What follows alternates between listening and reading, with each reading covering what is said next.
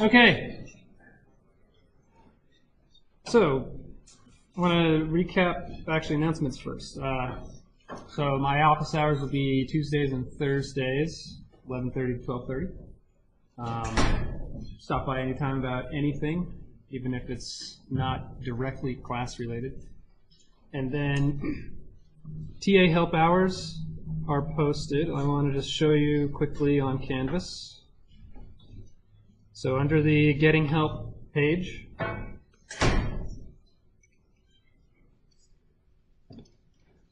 there is maybe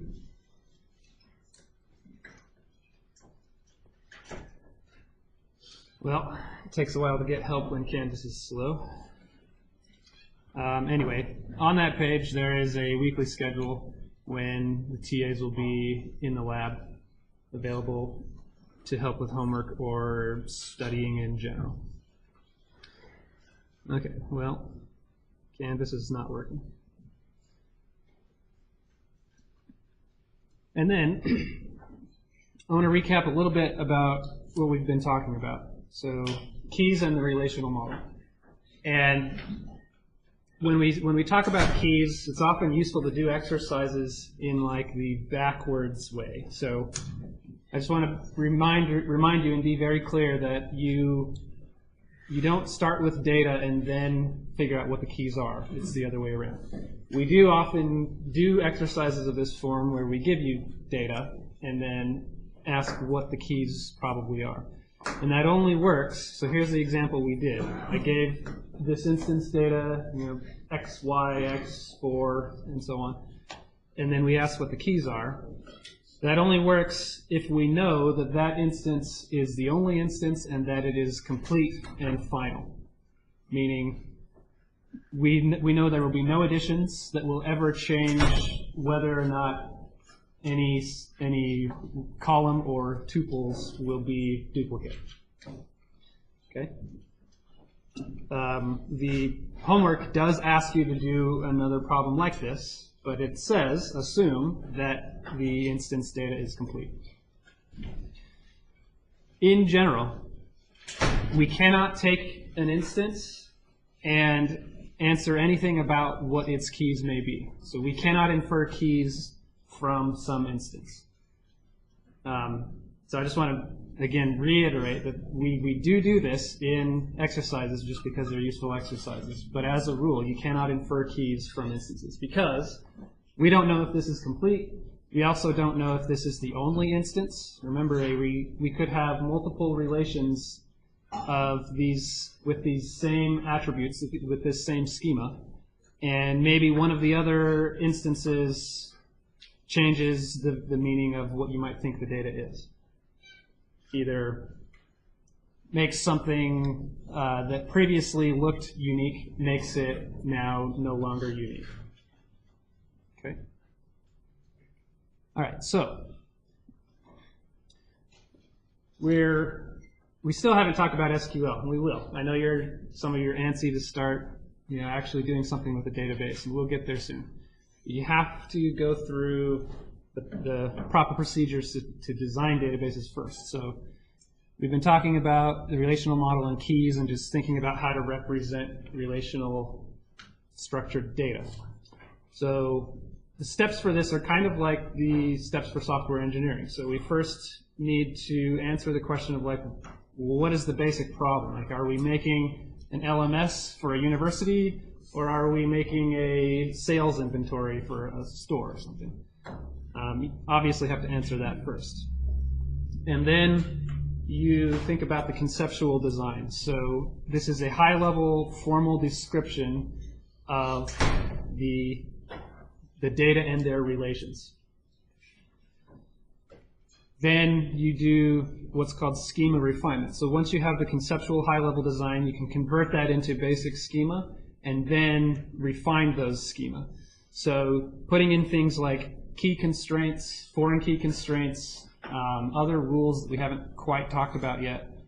And there's this thing called normalization, which means different things based on the context. But in this case, there are what's called different normal forms of databases. And basically so there's like first normal form, second normal form. Basically it's how strict are you and which database design rules do you apply. And then there's the actual physical design, which will come much later in this semester, but it's like how does the DBMS actually store the data, and how does it build data structures around the columns and keys that you need. Okay, so finally, security. So who has privileges to do what? So can this person, is it read-only for this person, or can they write? Can they create tables, delete tables, things like that? So today we're going to focus on the conceptual design part. And the way we'll do this, remember I talked about something that's UML-like. We will use something called the entity relationship model and ER diagrams, which are useful. Say what you want about UML. I'll stop bashing it, but ER diagrams are useful and used in the real world. Okay, so the analogy with software design is you start with a problem specification, you translate that into some source level language like C++, and then there's something that translates that into assembly and eventually machine code. With database design, we start with this problem specification. We translate that into the entity relationship model, and then we translate that into schema. And once we have the schema, then we can take any old relational query language we want and actually create tables in a database. Okay? So in both of these cases, you could skip that middle step. So you could skip the C++ step. You could just take your basic understanding of the problem and you could go start writing assembly straight away. And same goes for database design. You could just take your problem and then go start making tables in the database. In both of these cases, that would be a bad idea. It's very obvious that this is a bad idea in the software case, unless you're doing something that really, really needs to have a specific assembly format, and you can't rely on the compiler. And in both of these cases, there is a mechanical procedure for going from that middle step to the final step. In the software case, there's a compiler that does it for you. In our case, we have to do it, but it's very straightforward. It's like once you have made the ER model, you can just follow the rules. Say, okay, if I have an ER model that looks like this, it turns into a table that looks like this. It's very structured, very mechanical, almost no way to get it wrong. So the important part is getting the ER model right first, and then you will have the right schema. Okay? Questions so far?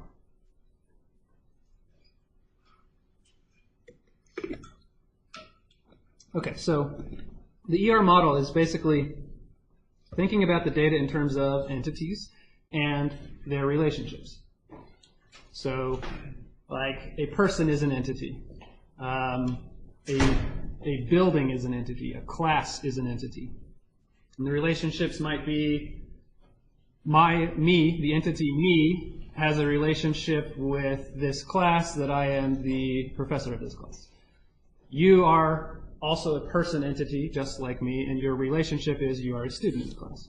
So we're going to forget about tables for today, and just talk about entities and relationships. Try not to think about tables. Try not to even envision them.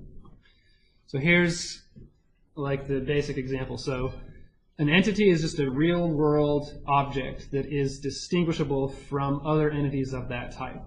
So in the case of real data, you have to have some kind of uniquely identifying thing, a key. We know about keys. So the entity for me would be some UID, that's not my real UID, and some name.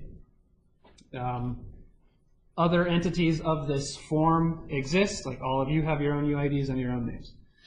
And then an entity is described with a set of attributes. So in this case, all entities of this form, so this is university, employee, or student. They have a UID and a name. All entities of that form have those two attributes. So this is similar to schema like we've seen, right? Schemas have attributes, and the set of those attributes makes up the column headers. Okay, and then an entity set is all of the entire collection, all of those entities that have those attributes and that meaning. So an entity set would be like all students or all buildings or people. And every entity in an entity set has the same set of attributes.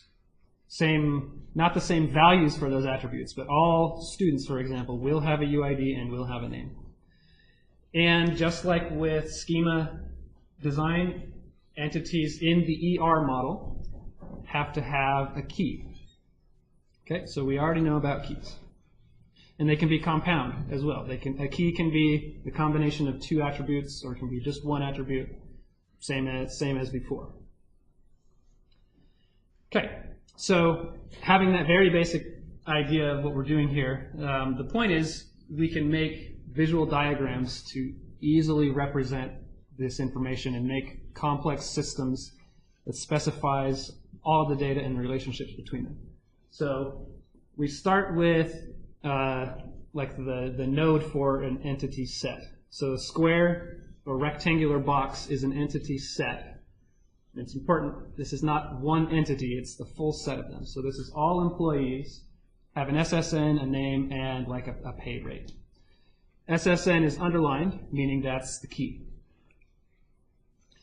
Okay, so underline means key, oval or circle means attribute, rectangle means entity set.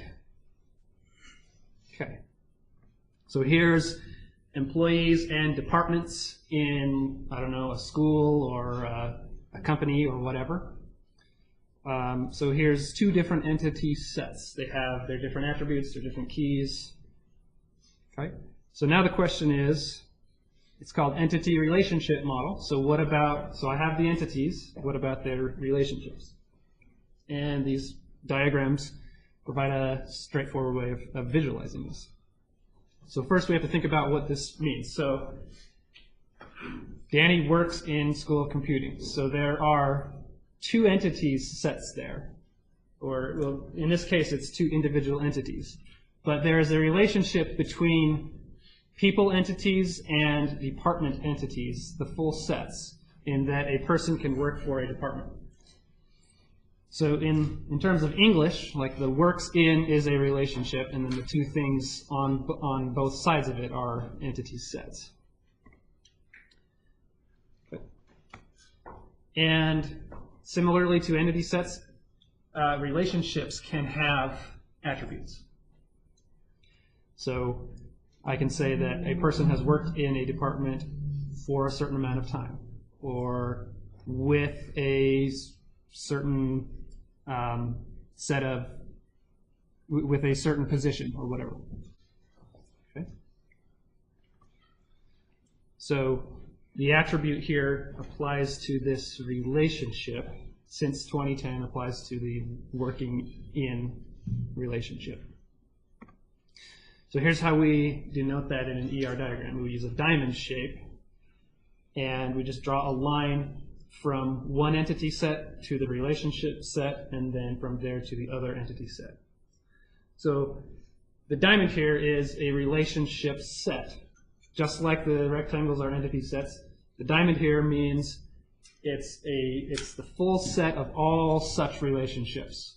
So like take all employees of some company and all departments of some company, there is a set that relates employees to departments.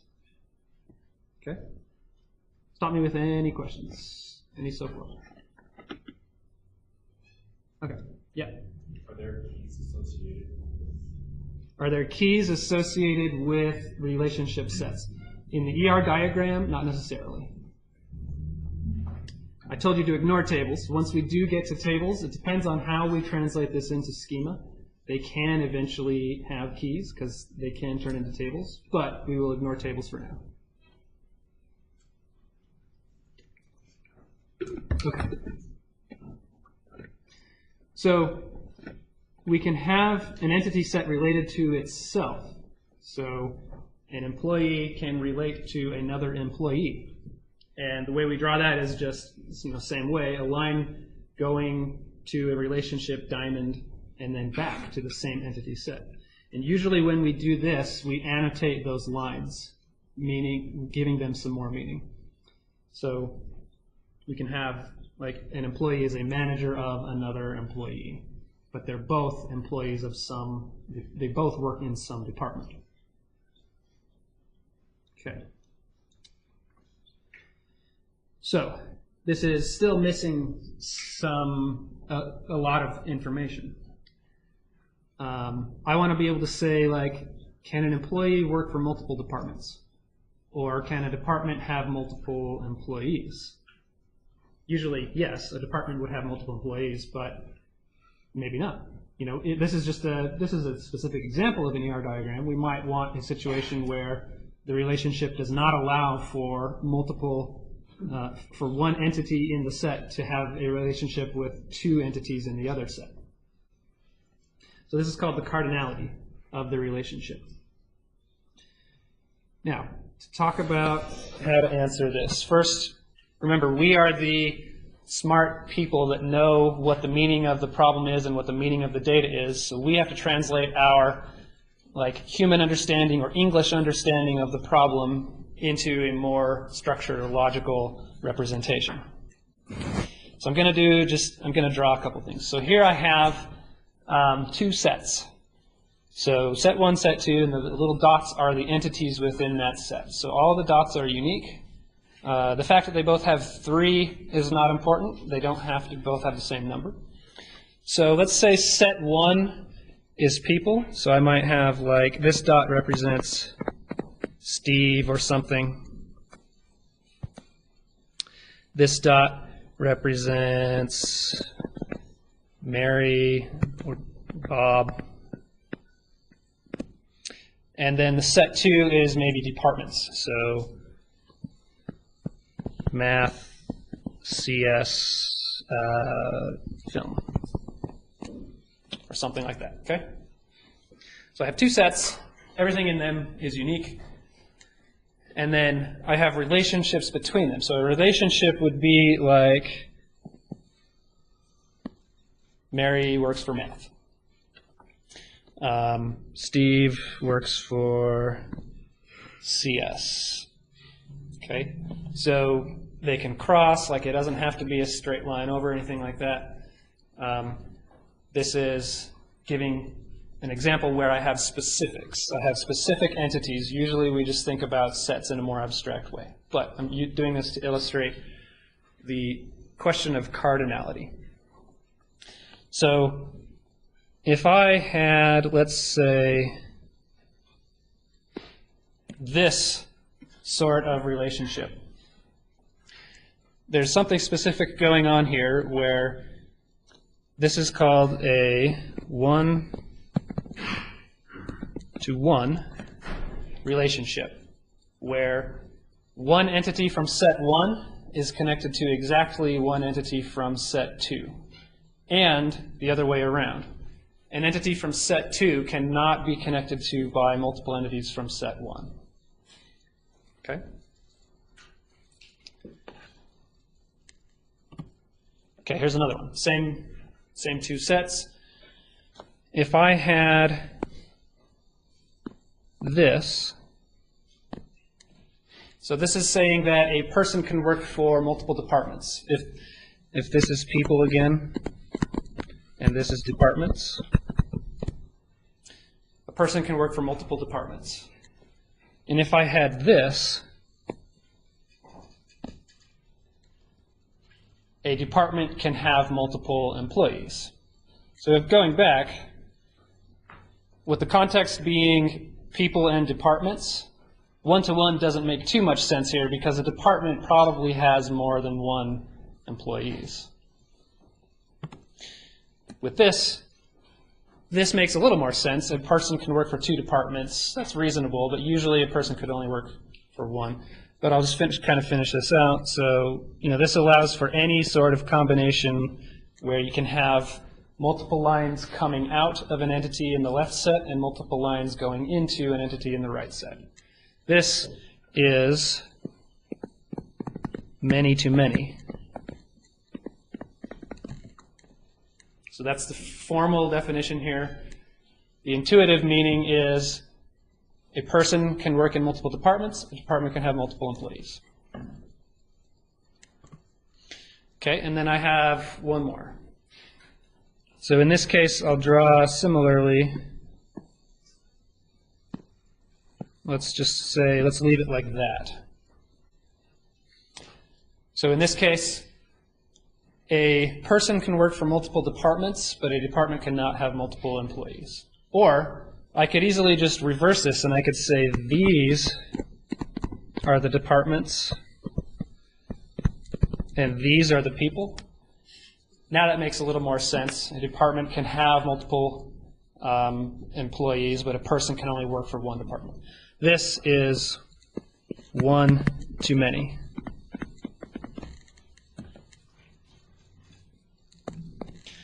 Okay, so one-to-many, you might think that there would also be a many-to-one, but we can just reverse it and get the same thing. We always call it one-to-many.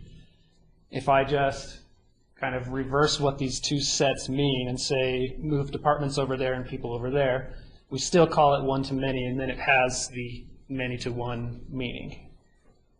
Okay, any questions here? All right.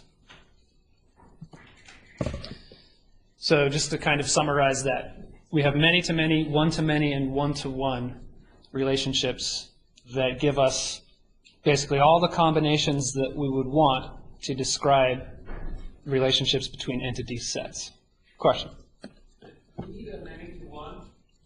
Do we need many-to-one? No. So we always just use one-to-many because we can just reverse it to get what would be many-to-one. Okay. So, question, Jack.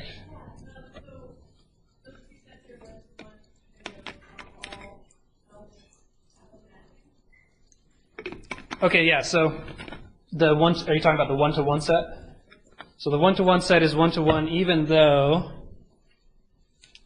these ones don't have anything. Yeah, this is both of these, so this and this are both one-to-one.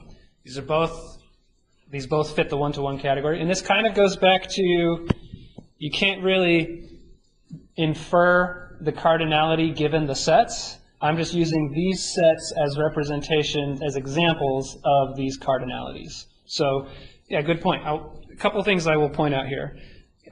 Here's one that's not even involved in any relationship. But these 2 sets they still make up a one-to-many relationship. These 2 are not involved. Similarly, that still makes up a one-to-one relationship. So there's still a little bit missing here. We're not saying, do these entities have to participate in the relationship or not? This is just saying, if the relationship is optional, this one on the left is many-to-many, one-to-many, and one-to-one. We will get to, is this allowed or not? Like, does it have to have a relationship or is it optional?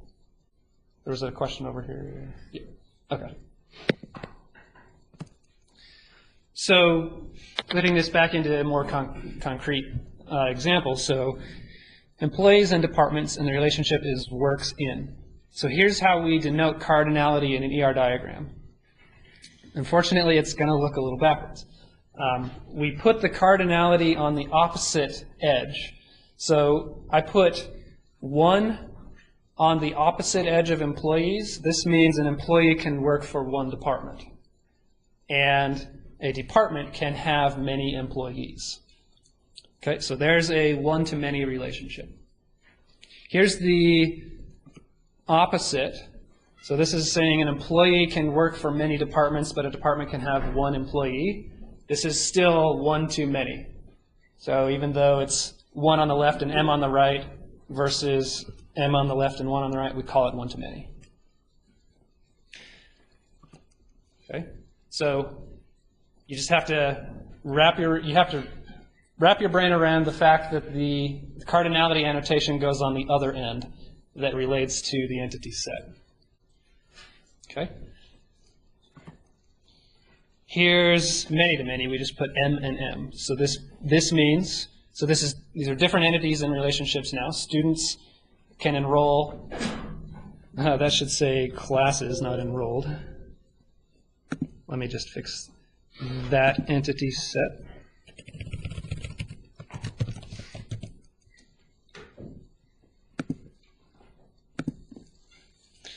A student can enroll in multiple classes, and classes can have multiple students. That reflects reality, right? How many of you are enrolled in multiple classes? Probably everyone here. And obviously there are multiple students in this class. Okay, and then one-to-one, I don't even have an example, but you just put a 1 on both ends would make a one-to-one relationship. Okay, now that question of can we have an entity in the entity set that's not related to the other entity set? This is the participation constraint. Does it have to participate or not? If we need every entity in the entity set to participate, then we just use a bold line. So I've left off the cardinality now. This is not really a valid ER diagram. I've just left off cardinality to focus on participation. Now this one is not backwards. So the cardinality goes on the opposite edge. The participation constraint goes on the edge. So an employee must work in a department. So the employee line is bold. Okay? But the department's line is not bold, so a department does not necessarily have any employees. And I'm using pretty weird examples just to show, differences here. Usually, why would the department exist if it didn't have any employees? You would probably want both these lines to be bold in reality. Okay, so bold line indicates, there's a subtle difference here. A bold line indicates all entities in the set must participate. But what does that mean when we have a many on the cardinality? So let's look at the departments. So both are bold now. So an employee must work in a department and can only work in one department. A department must have how many employees? At least one. Yeah, what this means is at least one. This doesn't mean the department has to have multiple employees. The cardinality means that it can be multiple, but it could also be one. The bold means it can't be 0. Okay? So just a lot of things, you have to translate the visual diagram into what it means in English. And you use terms like at least or at most or exactly one, things like that. So an employee must work in one department. A department must have at least one employee. So key phrases like that, like at least, will help you translate the English meaning into the ER meaning or the other way around. Yeah? Both of those lines are bold, yeah. So it's hard to tell what's bold and what's not if you don't have any non-bold lines. So I'll go back to here. One of them's bold, one of them's not.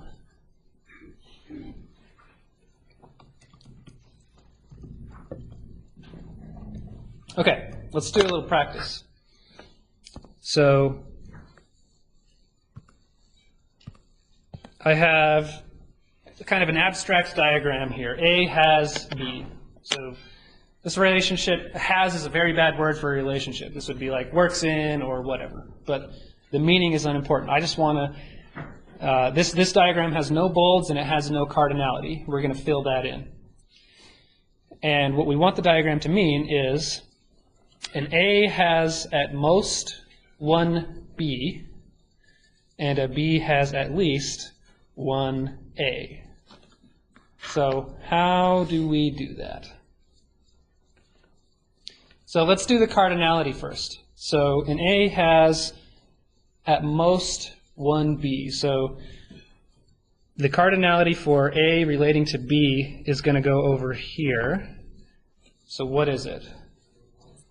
A 1, because at most 1. Okay. A B has at least one A. So what's the cardinality on the left? Many. So you have to take kind of all three of those words into account to derive the meaning here. Okay. Now, which lines are bold, if any? Scott. Has to be. Say that again. From has to be. Okay, so we bold that line. Why do we bold that line?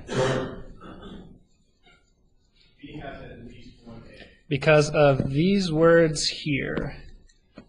At least one means has to be 1, cannot be less than 1, but at least also means can be greater than. That's why we get the many plus the bold gives us the combination of those three words meaning. Okay, is the other line bold?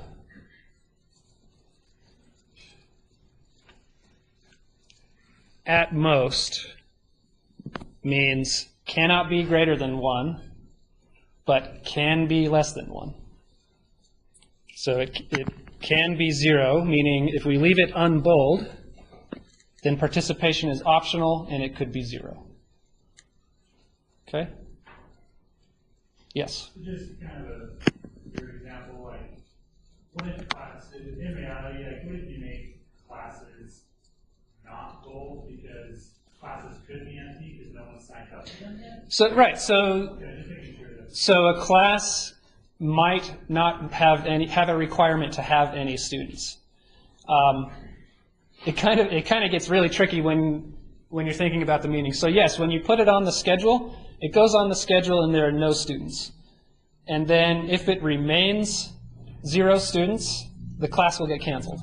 So it's like it can have 0 students while registration is open, and then it must have students after registration closes. But we're not really getting into like how to go the difference between those two meanings. We're kind of just talking about suppose there's just one database and one meaning. Yeah. Yep. Maybe I just heard something wrong, but I guess I'm not understanding how it looks because I feel like 1 and M should be fixed because on your previous example it looked like it was flipped around. Like with your employees have to work in one department. So the cardinality annotation goes on the opposite line. So an employee must work in one department. And that bold under 1 says that. And the bold here says that's because of the must. Must work in one department. Yep. So I know it's confusing. The participation constraint goes on its own side. The cardinality goes on the opposite side. Okay, so here's kind of the abstract answer to the point of this exercise is the English-like phrases like at most and at least or exactly or must, things like that. It's your job to translate those terms into an ER model, an ER diagram. Okay, let's take our 5-minute break now. Okay. So another way to think about this, at most means less than or equal. At least means greater than or equal. Okay, let's do another exercise. So this one is missing not only annotation, but is also missing some shapes in the diagram, but I've got it started. So the department has at least one employee. So 1 goes on the opposite of department. And at least means it has to participate. My scribble is a bold line. An employee works for exactly 1 department. Oh, you know what? I have this wrong, don't I? Come on. At least 1 means greater than or equal. So it has to have 1, can be greater than 1. Okay. An employee works for exactly 1 department. So exactly 1. PowerPoint is just the worst sometimes. And then, is the employee's line bold or not bold? Bold. Has to participate, has to be 1. Okay. The department has exactly 1 manager. So, I have no way of representing the relationship between an employee and a department that means a management relationship. So I'll make a new one. Manages. And it's a relationship, so it's a diamond. I don't need a new entity set because an employee will be the manager. Okay, and then we'll have some lines here, possibly bold, but I'm leaving the annotation off so far. Let's do the cardinality first. So department has exactly 1 manager. So the opposite end will be a 1. And an employee can manage up to 1 department. So I'm using some different terminology here rather than like at least, at most. But you might get your description in this form. So you have to be able to translate various forms of the English description. So up to 1. Is it many or 1? 1. Yeah, 1. Okay, and then what about participation? So a department has exactly 1 manager. It has to have 1. An employee can manage up to 1 department. So the final line here, is it bold or not? No. Not bold. If it was bold, that would mean, what would that mean in English? That means all employees are managers, yeah. Because every employee has to participate in the manager's relationship. Okay. Now I have an exercise for you, going the other way around. I have a complete annotated diagram, and I want to know some questions about this. So say you give this diagram to your customer or your manager or whatever, they're going to need to be able to answer these questions. So take a few minutes with the people around you, come up with answers to these questions. And so before you start, you have to use some intuitive understanding of the data. Can a professor take sabbatical? You have to translate what that means. What's a sabbatical? Sabbatical means you do not teach for a while. Okay, so take a few minutes with the people around you.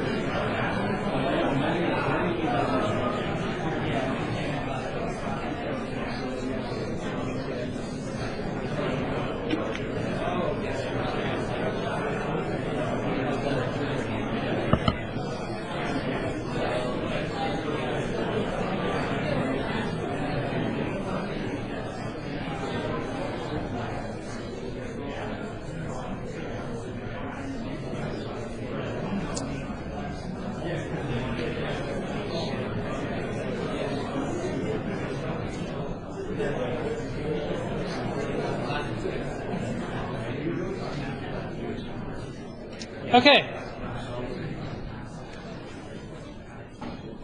Can a professor take sabbatical? I heard both. Yes? No? Yes. Because this line here is not bold. That means a professor can exist without teaching a class. Can a class be co-taught? No. Because a class can only have one professor. Can a class have no teacher? No, because that line is bold. Can a class have no students? Yes. Yes, because that line is not bold.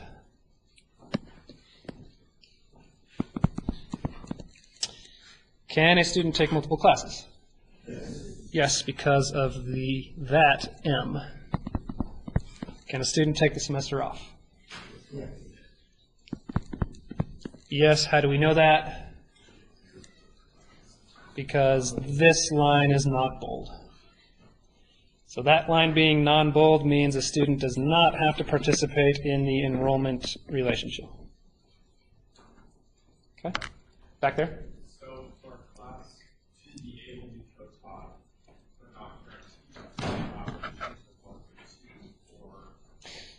Okay, good question. So for a class to be co-taught, this would become M, many, and then the question is like, well, what if we want it to be just two? The ER diagram, various forms of this, you might be able to put a 2 there. There are kind of different rules for what makes a valid ER diagram. We're going to stick with it's either 1 or M. So in an ER diagram, we don't really have a good way of saying that it has to be at most 2. Yeah.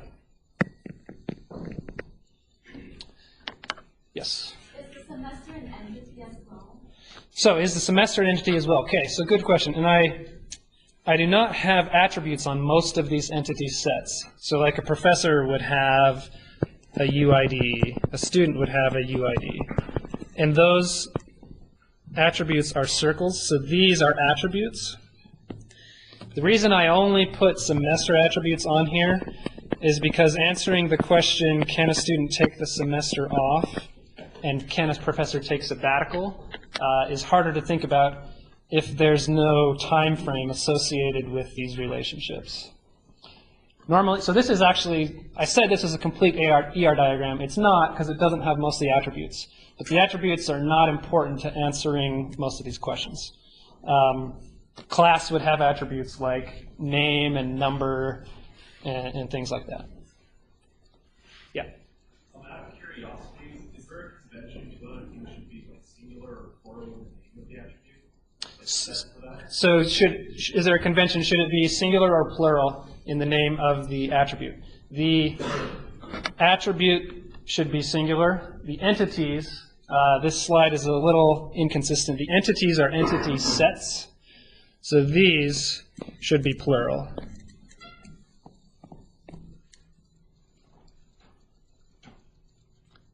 So that's kind of a little oversight on this slide. The entity sets should generally use plural language. Okay, so those are just the answers we came up with. Okay, kind of switching gears now. Oh, question first. Does it have to be for the one-to-many, and for that, does it have to be one, like if for some reason you want to do a certain, like a professor had to teach exactly 2 classes or something? Do something like that? So yeah, back to this question of like many versus 2. In our ER diagram, if we wanted classes to be co-taught, we could have like teacher 1 and another relationship, teacher 2. And if we wanted like exactly 2 or sometimes 2, that would just change whether or not the lines coming out of here are bold or not. So you could say like teacher 1 has to be bold, teacher 2 is not bold, meaning it's like optional to have a class that's co-taught. Okay, so the correct way would be to construct it using a couple different single ones. Right. Yep.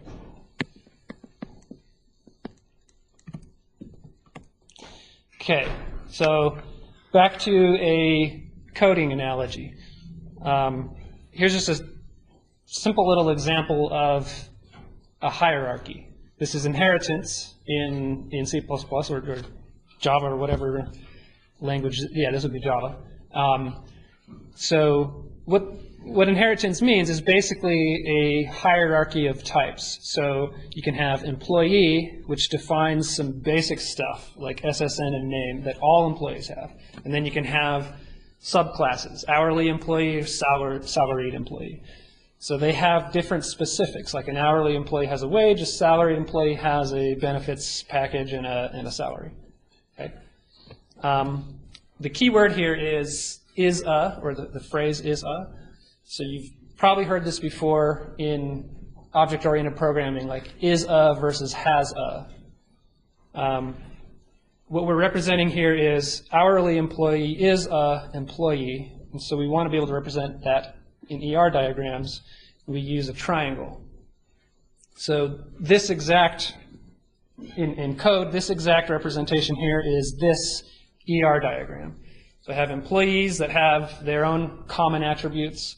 I have hourly employee, which is a employee, meaning it inherits the SSN and name attributes. Okay? So we can represent hierarchical types in entity and relationship diagrams. Yeah. Just out of curiosity, how would that look if you had a third inheriting class? So if you had a third inheriting class, you just have another line coming into the triangle. Okay. I've drawn it on the corners here just because I only have 2, but you don't have to. Yeah. So the master class is always on top? So the base class is always on top. I don't think that's necessarily a rule, but that is probably visually, in terms of like a hierarchy, usually makes sense to draw it that way. Without that rule, there's no real way to distinguish which is the base class outside without thinking about it. So the way that the triangle points, the upward, one point of the triangle will be pointing to the base class. So to give a better answer to your first question, yes, always draw it so that the base class is on top to avoid that confusion. Okay. And then, so it might sometimes be ambiguous whether you should make something an entity or an attribute. So let's say what we want to represent is an employee has an address. Okay, so we could do it this way on the top, where address is just an attribute of the employee's entity set. Or we could make a new relationship. We could make an address entity set and have employees have a relationship with them. It resides at a relationship. Which one should we do? And it's not always a straightforward answer. It kind of depends on the meaning. So usually it is obvious. A student, for example. A student has a UID. The UID is obviously, doesn't make sense to be an entity. It is just an attribute of a student. So good news is usually it's obvious. If it's not obvious, then you kind of just start asking a few questions. The thing in question, should you make it an entity or an attribute? So is it complex data or is it simple data? So like, is it one thing or like one string, one int? If it's complex data, that starts to argue for making it an entity. Not always though. Like you can have an entity with lots of multiple attributes, even if so maybe you have an address is street number plus street name. It's perfectly reasonable to make that just 2 attributes on a person. Depends on a couple other things. Can an entity have more than one of them? So can an employee have 2 addresses? Or maybe not exactly 2. Can an employee have n addresses? If it's exactly 2, then maybe still argues for making it 2 attributes. But if you don't know how many of them, this argues for making it an entity. And does the data type make sense in a relationship with some other type of entity? So can other things have addresses? Besides just employees? Yes to these questions usually argues for making it an entity set, but not always. And there is not necessarily a strict rule. 2 people might come up with 2 slightly different ER diagrams that both correctly represent the problem. Okay, so here's an example of where we would want to make address an entity set. Is if we want to track many of them. So we track the full residence history of an employee. So they lived here, then they lived there. And so I put attributes on the relationship, the start and end durations. We could not represent this as an attribute because that attribute would need to be able to dynamically get bigger, and we can't do that. Or we would need a first address, second address, third address, up to how many we don't know. So we make it a relationship. Now we can have, and I left the cardinality off, but this would be like a many-to-many. An employee can have many addresses. Okay, here's another example. We want to be able to use the address type in a different relationship. So some company might have retail locations and corporate locations. They both have an address, so they both have a different relationship coming into the address entity set. And it's possible that you might have a store at the same address as a corporate office. Okay. So on that note, say we do want to track multiple addresses, but in reality, it's very possible that somebody will move back to an old address.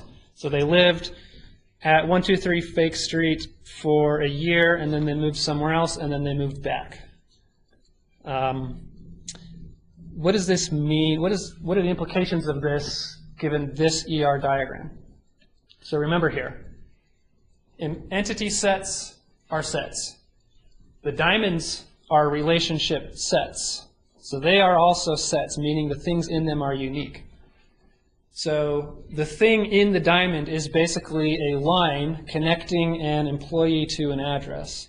So the things that have to be unique in the relationship sets are those lines that connect the things. So here's a many-to-many relationship.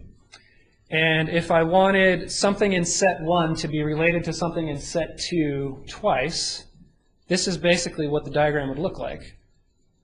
So the lines are the relationship set.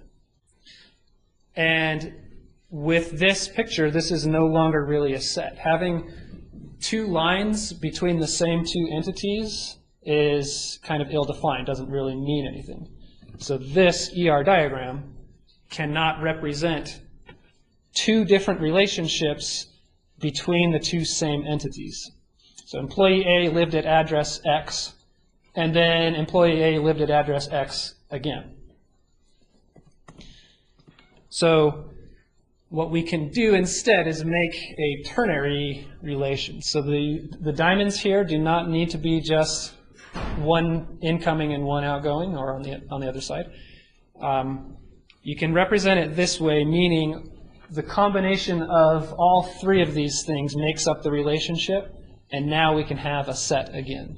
So employee A lived at address X during this time. That whole thing combined is the relationship. Then they can live at address X again at a different time and have a different relationship object. Yeah. Say that again? What?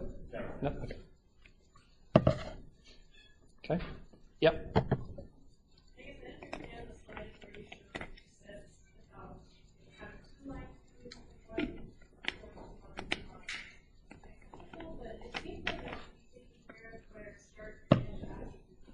So, yes, good question. So it seems like this problem is taken care of by the start and end attributes. The problem is the relationship set doesn't have a key. So there's nothing saying here that the start and end on these lines has to be unique. So there is a slight disconnect between ER diagrams and thinking about like relational model. Like you would think, well, yeah, I mean, let's just make start and end the key. And in reality, in a database, you can do that. So ER diagrams, we have to think about them in kind of a different context a little bit. And turns out if we end up with an ER diagram that looks like this, after translating that to schema, we'll end in the same result. Okay. Another example, so on this question of like entity versus relationship. So let's say, here's an example. Let's say an employee can manage multiple departments and they have a different budget for each department. So they get like 10K for one department, 20K for another department. This ER diagram represents that. But now, what if we change it slightly? So what if the manager has just one budget? So the manager has their own budget and they use their own discretion, like put some of the money into here and some of the money into there. How do we make this ER diagram represent that slight difference? You might think, okay, well the budget is now associated with the person, so we move it over and we make it an attribute of the employee. What's wrong with this?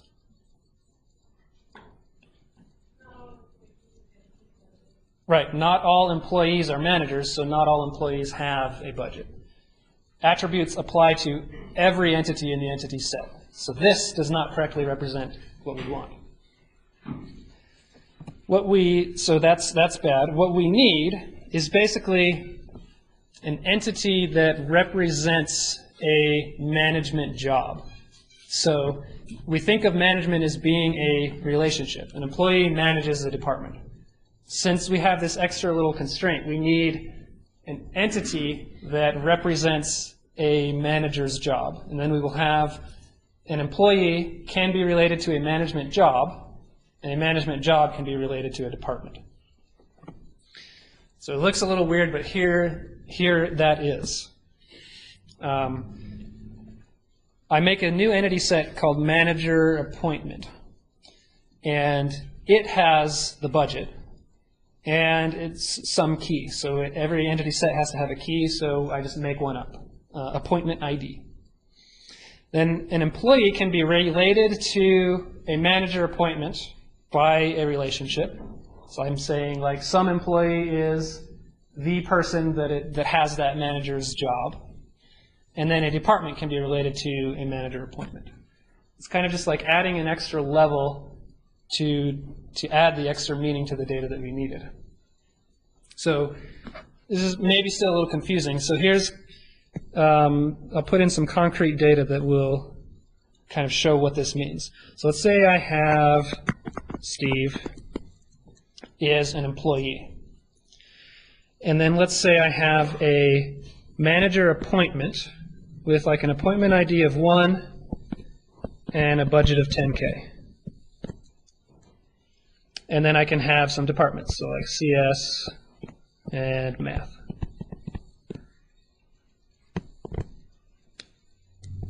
Okay? So I have 3 entities there. The way these relationships work is Steve would be the person associated with this manager job. The ID of the appointment of 1 and the budget of 10K. And then that management appointment can be associated with multiple departments.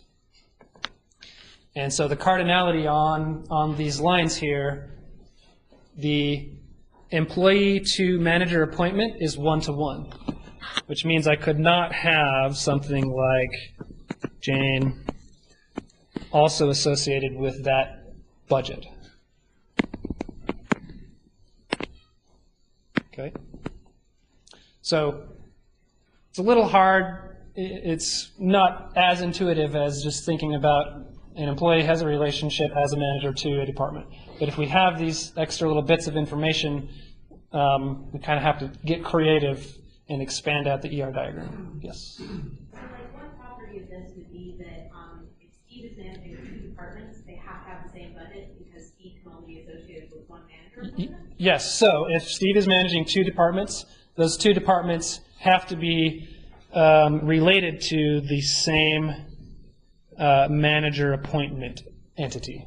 So this is kind of an abstract entity here, this manager appointment thing. Like, it's not a person, it's not a department, it's an extra entity that we invented to solve this problem. What's the difference between doing this manager So what's the difference between doing this and making manager inherit from employee? Yeah, so like a manager is That would be another, potentially another way to solve the problem is if you use inheritance to add a budget to just the manager people so that not all employees have a budget. Yeah, but this is kind of just one tool that you can use in your tool bag when creating ER diagrams. Okay, so here's kind of the complete model. We now have, what was missing is employees can work for departments. So we have all the cardinalities and everything, but what's missing is the participation constraints. So as one final exercise, let's just fill that in. So, and I don't have the rules listed or anything. Let's just say, like, let's make them up based on what is most likely reality. So let's start with this line here. Does a department have to have a manager? Probably. We'll make that one bold. Does a manager appointment have to be associated to at least one department? Yes. Otherwise, why would that manager appointment exist? So we can make that one bold.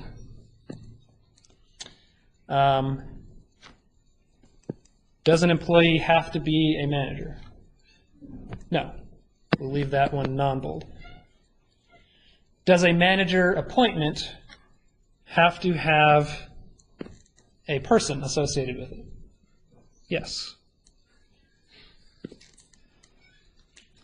Does an employee have to work for a department?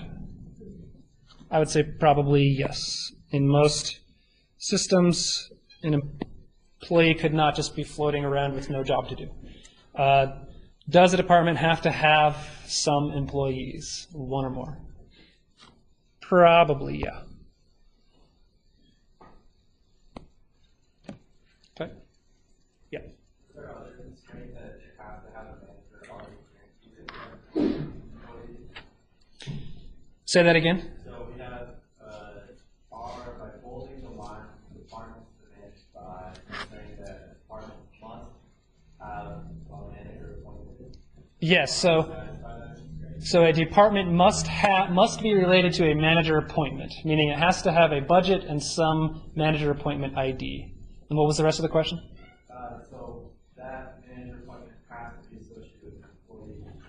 I guess a manager, an employee is appointed to a department doesn't necessarily have to work in that department.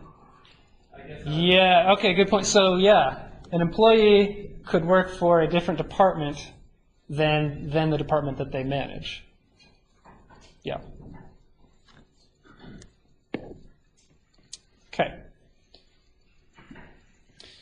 So your phase 1 of the project, the semester-long project, is to make an ER diagram for the LMS that you're going to be making, the Canvas-like system. It's not released yet, but it will be soon. And there's a homework associated with, I'll give you some English problem descriptions and ask you to make ER diagrams. So you're gonna need to make ER diagrams and hand in a PDF. You could, in theory, draw it on paper, scan it, hand in the scan of the PDF. Like, that's okay. But there are lots of programs that help you do this. So I've made some just in PowerPoint, and you kind of just have to do a lot of stuff manually. Drag lines, put in M's and 1s. There's this tool called Draw.io online, and it's free. It's pretty good, honestly. It's like almost as good as Lucidchart, which is not free, but that's why it's a little better. I don't know, it's up to you whether you pick one. Try Draw.io first. If it works for you, then stick with it. If you already have a Lucidchart subscription, then I would recommend using that. So I want to show you. Oh, hey, Canvas came up. There's the Getting Help schedule I was trying to show you. So this will be every week, except for holidays or special cases, or unless said otherwise. So these help hours will be in the K Lab, and they'll just open up the TAQ, so that's how they'll go find you. Okay, here is Draw.io. I'm going to have to make it big so you can see, so the interface is going to look really crowded. So it gives you all these shapes. These are just like the general shapes. But if you scroll down here in the left toolbar, there's actually an entity relation category. So if we expand that, we can drag in an entity. We can drag in a relationship. So, and then so you can just like double click on the name to change it. Okay. I don't want to divide it. So some of the things you'll use will be from the entity relation category, and then the general category has a lot of useful things too. So we want just a line. It usually has pretty good like snap. So you can snap there and there. If a student has to be enrolled in a class, you can just come over here and make the line bold. So let me just draw another line.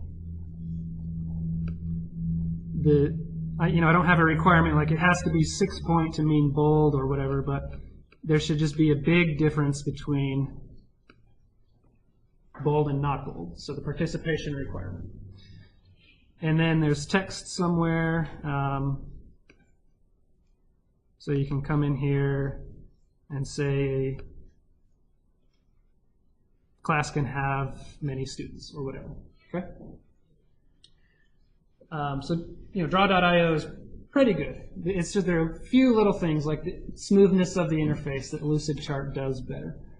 And then once you're done, so let me zoom out so we can see more. The canvas that they give you is usually pretty big. Once you're done, you'll have filled up just some of this, or if you need more, you can add pages. I'll leave it up to you to kind of figure out how to do that. You can change the page size. Usually you probably want custom because yours is not necessarily going to fit one of the standard aspect ratios. And then export as PDF, and you're done. You can also save it,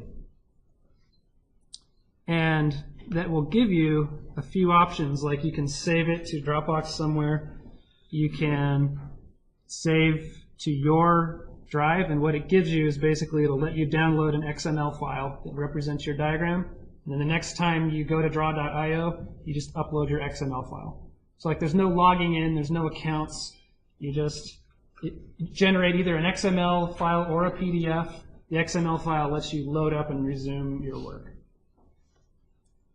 Okay? Any questions on any of that? Any questions on anything else today? Yes? Why do we make budget part of the department attribute? Why don't you make budget part of the department attribute? You could do that. It's possible, though, that the department has multiple managers, and each manager has a different budget.